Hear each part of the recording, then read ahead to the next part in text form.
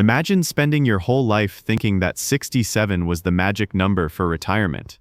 For decades, Americans planned around that age.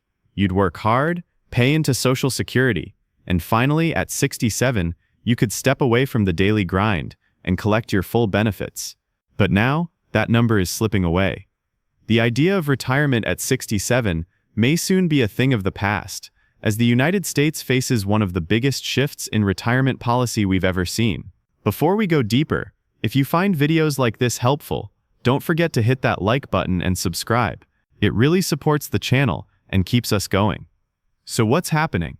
Well, the Social Security system is running into a serious problem.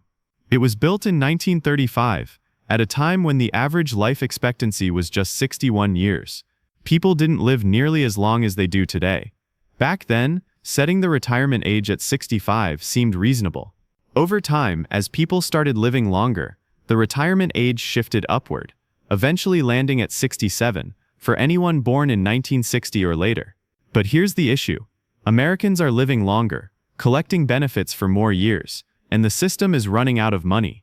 According to recent reports, if nothing changes, Social Security will only be able to pay about 77% of promised benefits by 2035.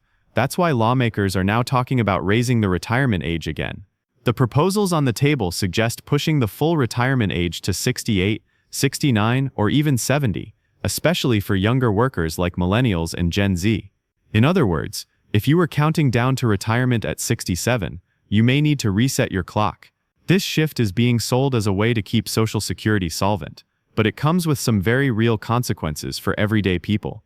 For starters, think about early retirement. Right now, you can claim Social Security at 62, but your benefits are reduced by around 30%. If the full retirement age goes up to 70, that reduction could climb to 40%. That means if you're in a physically demanding job, like construction, nursing, or factory work, and your body simply can't handle working into your late 60s, you'll either have to retire early with a much smaller monthly check, or somehow push yourself to keep going. That's a tough position to be in. And here's where it gets even more concerning. Not everyone will feel this change the same way. People with higher incomes often have private savings, investments, or pensions to fall back on, so they can afford to wait longer. But low-income workers, or those in labor-intensive jobs, don't always have those extra savings. For them, raising the retirement age feels like moving the finish line further and further away. Women, who tend to live longer than men, may also face a greater impact, since they'll spend more years navigating life on these adjusted benefits. Now, let's put this in perspective with generations. Baby boomers, those born between 1946 and 1964, are largely safe. Most of them have already retired, or are very close to it. Gen X, born between 1965 and 1980, might see some modest changes, but not as dramatic. Millennials and Gen Z, however, are the ones who could be working until 70 before collecting full benefits. Imagine being in your 20s or 30s right now, and realizing you might not see retirement until your 70s. That's not just a policy change, it's a cultural shift in how we think about aging and work. So what does this all mean for you? Well, it means retirement planning can't rely on Social Security alone anymore. Even financial planners are saying that younger workers should prepare as if Social Security will only be a partial safety net.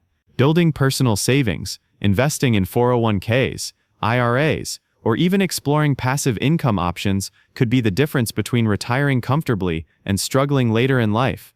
If you're able to delay claiming Social Security beyond the full retirement age, your benefit actually increases by about 8% each year, up to age 70. But again, that's only possible if you're healthy enough and financially stable enough to wait. In 1960, the ratio of workers to retirees was 5 to 1. That means 5 workers were paying into Social Security for every 1 retiree collecting it. By 2035, that ratio will shrink to just 2 to 1. With fewer workers supporting more retirees, the math simply doesn't add up. Unless something changes, whether that's raising taxes, cutting benefits, or raising the retirement age, the system will struggle to survive. Supporters of raising the age argue that it's necessary. After all, people are living longer, and working into your late 60s or even early 70s is more common now than it was decades ago. On the other hand, critics say this approach increases inequality. Not everyone can work longer, and not everyone lives longer. In fact, life expectancy isn't evenly distributed. Lower-income Americans often have shorter lifespans, meaning they might never even reach the age needed to collect full benefits. The good news is that planning ahead can make a difference. Building savings early, diversifying income streams, and staying informed about changes in policy can give you more control, even if Social Security shifts. Retirement isn't disappearing, it's just changing shape. The age may go up, but with preparation, you can still make it work for you. So the big question is, will the future of retirement mean freedom later, or will it mean working longer than you ever expected? One thing's for sure, the age of 67 is no longer the finish line. It's time to rethink what retirement really means in America.